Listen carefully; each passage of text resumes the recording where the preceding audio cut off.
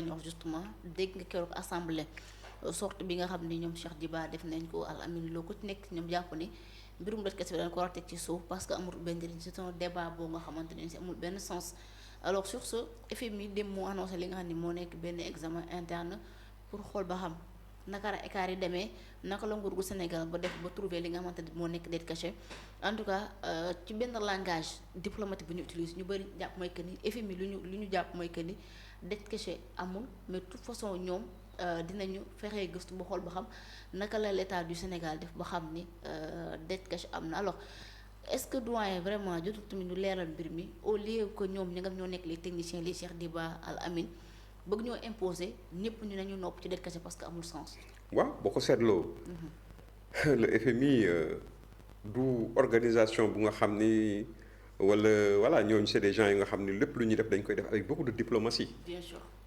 boo ko seetloo même le fait que ñu yëkkati Pierre Gemayel. indi fii soxna su bees soosu. bien sûr. c'est une mu wane na ni effectivement que le FMI a besoin de lumière. ah ouais. avec une personne bu nga xam ni. bu am réputation bi ndaw si am. de battante boo xam ni très truc nga xam ni léppam dafa transparent ñëpp ko xam ci loolu dafa am réputation bu ko jiitu Sénégal ndaw soosu. ah ouais. dont jàppatuma turam. mais kooku tey nga xam ne moo fiy représenter FMI au Sénégal sa mission première. mooy de clarifier cette situation. parce que aujourd'hui yombul aussi pour FMI mënu ci génnee noonu. non. parce que FMI deram mën na ci yàqu. lu mel nii nga xam ne moom la accusation bu grave bu nga xam ne tey ñoom ils font tout pour sortir génn ci loolu taal ka ba pare bëgg ci génnee noonu. nga wax ko léegi à travers. Les sorties du ministre de l'économie, à travers la sortie du ministre des finances et du budget nga xam ne ñoom non seulement waxoon nañ ni dette da nga waxoon ni dette bi dafa am na kenn ci ñoom ku ni à l'extérieur sax lañ ko defee circuit extérieur lañ ko defee moo tax feeñul au niveau des banques BCEAO wala nangam ak nangam xam nga loolu dem na ba nga xam ni mooy premier ministre moom dafa doon jiiñ ni nit ñi dañ ko sàcc def ko seen poche. bien sûr. dañ ko jël dette la bu nga xam dañ ko jël séddoo ko loolu moo feeñoon ci bopp nit ñi tey xam nga bu ñu demee ba ñu jël ko di ko tracé ko ba ni ñoom ci seen bopp ñu ni amul parce que lu nga xam ne ñu ngi koy fay ça prouve que c'est pas caché. tout à fait. donc ñun li ñu doon wax démb moom moo tey feeñ mooy que ni ils ont mélanger les pinceaux. C'est-à-dire la dette contingente a été capitalisée dans aussi la dette bu nga xam ni bilatérale et multilatérale. bien sûr. nga xam ni normalement dette publique bi de l'État du Sénégal dette bilatérale ak multilatérale rek la war a doon. mais ñoom ñu jël dette contingente dette du secteur parapublic du Sénégal boole ko additionné ko ci loolu. moom moo indi donte sax. waa ji mi ngi koy jéem a weddi il y a un de ces ministres là qui dit que ni demeewul noonu mais effectivement noonu la demee ñi ko xam ni yépp ay puristes lañu gën ko sax xereñ ci wàllu économie. wax nañu ni affaire bi noonu la demee. te loolu xam nañ ni day évoluer ñun jamono ji ñu tolloon. dañ doon bu ñuy calculer maanaam en cours de la dette du ñu jël ñaar yooyu di ko jaxase. tout à fait. parce que loolu tamit stratégie la bu nga xam ne moo ñuy may. ñun ñu mën a suqaliku. mën a dem ci kanam mën a am accès. exactement. à comment dirais-je à des dettes. yoo xam ni dettes yu baax la yoo xam ne dinañu mën a permettre ñu développer suñu pays. parce que dette bi li muy jëriñ yépp c'est effectivement disons de nous donner la possibilité d'investir dans notre pays. bien sûr. pour essayer de génne suñu bopp ci nutti génne suñu bopp ci ndox mi. n'est-ce pas parce que France moom lay def Amérique moom lay def yeneen dëkk yépp moom la ñuy def. mais comme ni ma la ko waxee woon fii benn jour. tout à fait. FMI dafa nekk une organisation plus ou moins paternaliste. envers les pays pauvres. les pays dits pauvres. tout à fait. les pays du sud nag fondamentalement ndax paternalisme boobu li koy wane mooy ñu daldi ni ñii am nañu fii la ñu war a yem. ci wàllu leb. ñële fii la ñu war a yem ci wàllu leb. pays européens yi mën nañ leen bàyyi ñu leb lu leen neex. sans mu am benn problème majeur. mais pays yi nga xam ne dañu nekk ci suuf les pays du sud. mu mel ni Sénégal ak yeneen pays africains yi dañu ni boo leen eggee ba 70% de votre PIB zone rouge la waratu leen ko franchir. Donc loolu mooy c'est accepter ça, c'est accepter de maintenir nos pays en situation de pays qui vivent de dons et de dettes. Tout à fait. Parce que la dette moo ñuy éviter loo dette dans l'avenir. Bien sûr. Parce que avec la dette, une dette bien calculée, bien machinée, bien utilisée, daf ñuy may ñu soqaliku. ñu nekk ay états yoo xam ni qui répondent aux exigences du peuple et véritablement des exigences du jamono ji nga xam ne moom la ñu nekk. Tout à fait. maanaam suñu avancement ci loolu la nekk. Mais su fekkee ni par exemple ñun dañu téye ni yéen fii ngeen di yem ñee bu leen neexee def lu leen neex du ñu avancer mukk. Toujours dañuy nekk ci ay situation état d'assister. Bien sûr. Donc l'élite africaine, les économistes africains li ñu war a xeex li nga xam ne ñun ñëpp ñoo ko bokk. àddina si yëpp ñoo ko bokk muy les institutions de Bretton Woods normalement dañu war a vraiment traiter d'égal à égal. Tout à fait. Le Sénégal est un pays qui est solvable, c'est un pays bu nga xam ne am na espoir, c'est un pays pétrolier et gazier. ñi fi nekkoon même ba ñu amulee pétrole ak gaz. fexe nañu par leur dimension. Par la qualité de leur signature par rapport ak seen dayo ni ñu leen yàlla tëggee. fexe nañ ba li nga xam ne moom la leen FMI bëggoon imposer chaque fois. maanaam yamale leen ci ay yefeer danañu fexe ba indi ay technique yoo xam ni xam-xam moo ko lal. du affaire duubal. du affaire jël loo moomul du dara mais xam-xam. Parce que ñun ak ñoom ñoo jàngandoo ci même école yi. Nos économistes ont fréquenté les mêmes universités que les économistes européens ou américains. Exactement. Donc c'est des gens yu nga xam ne lijaasa yi ñële am moom la ñu am. Donc am nañu xereñteef boo xam ni may na leen. pour ñii bu ñu indee benn affaire pour téye ñu. parce que àddina si noonu la. même boo tiimee boolu ceeb sax noonu ku nekk tu fais la politique de ton ventre. Tout à fait. ku nekk yaa ngi jéem a dugal ci boo leen bokkee ndey ak baay sax. ku nekk day dank dugal ci biiram du dank dugal sa biir. Donc loolu buñ ci yeewoo rek comme ni ci suñu yenn économistes yi nga xam ne ñoo fi nekkoon ci régime bi fi jaar di ko def te amul benn bantu xat damul. mais vraiment yaakaar naa ni bu boobaa danañu mën a affirmer wu. te Sénégal mi ngi woon ci tànk yooyu malheureusement. lii nga xam ne mooy tooxi doona bi fii ki topp ci Diomaye indi. gis ngeen lim ñu jural tey.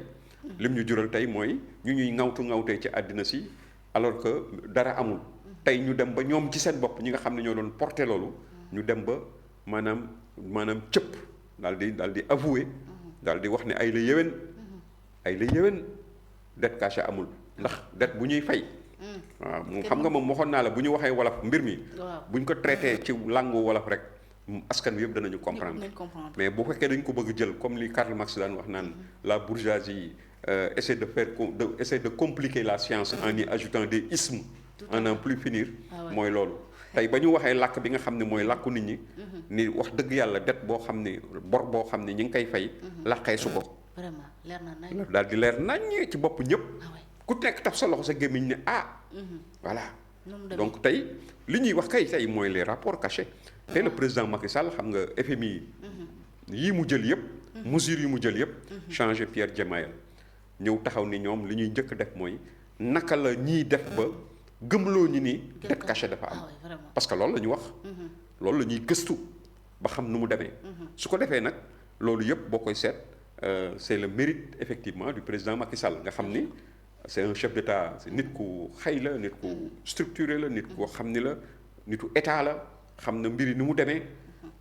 vraiment il est ba pare boole ci am ay nit yu ko wër yoo xam ni macha allah yàlla may na leen tey mu ngi leen jël sëkkatal leen ñoom ñëpp sëkkatal na état du Sénégal ci benn côté ba mu dem ba avoué que ni dette cachée amul mi ngi sëkkatal tey FMI ci boppam ba nga xam ne ñoom ci seen bopp danañ ñëw taxaw leeral mbir mi nga xam ne ñëpp danañu xam ni voilà li ñu doon wax ak li nga xam ne moo am sori na trop alors mais doyen bala ñuy jeexal ci dette cachée bi bu fekkente ni si dem nañ ba lépp jeex ñoo xam ne dëggantaan dette cachée amul fi ko doonte ni ñii nii wax nañ ko mais nekk loo xamante ne faaw ça reste à prouver quand même ak FMI enquête bi nga xamante ñoom ñu ngi koy mënee est-ce que dinañ écarter ay poursuites contre l'État du Sénégal wala poursuites contre ñi nga xamante ni si ñoom ñoo njëkk a déclaré ni Macky Sall dafay def benn waaw xam nga poursuite du mën a am parce que le FMI n'a pas cette vocation waaw de poursuivre des États wala ay affaires yu demee noonu lii mën a am kay mooy le durcissement c'est-à-dire ay sanctions. des sanctions. tout à fait. loolu moom ragal nañ ko yàlla nañu ci yàlla musal nag. waaw parce que réew mi ñoo ko bokk aussi lu ñu nekk opposition am na lu nga xam ne bu dalee suñu kaw. ku nekk dana ko yëg. donc duñ ko ñaan yàlla. mais in fine su fekkee ni ñoom gis nañ ni vraiment li ñu ñii doon wax yépp dañ leen dugal ci tooxi doona ragal naa ni dina am ay sanctions. yoo xam ne dana dal suñu kaw. d'accord ñaan nañu ko yàlla nag quoi. tout à fait alors doyen ci loolu det caché bi Guy Marius Sagna aussi bu FMI defee bi ñu lire la note de FMI comme quoi que day def benn examen internet ci wàllu woowu gis nañ ko moom tamit mu génn ci suuf wax ni FMI dañoo nekk en parfaite complicité avec Macky Sall en tout cas li ñu xew jàpp na ne FMI complicité la moom Macky Sall ñoom ñaar ñoo ko lëkkaloo teg seen ay dil ba yóbbu Sénégal ci fi nga xamante ni si fi la nekk de toute façon tamit moom la ñu tax mooy que ni FMI ci Macky Sall la far loolu moo tax mu génn naan day def li nga xamante ni moom moo nekk ay benn enquête interne ci biir en plus mu xam leen ni justement ñoom dañoo bëgg det caché bi dañoo xam ne bu nee dëgg la day yàqal Macky Sall sur sa candidature au secrétariat général de l'ONU loolu moo tax FMI det caché am na mais FMI moom moo ànd ak Macky Sall nëbb ko alors lan est-ce que det caché bi war na mën a yàqal Macky Sall su bëggee nekk candidat. xam nga déjà pour Guy Marius Sagna être de mauvaise foi mënul weesu pour un intellectuel nga naan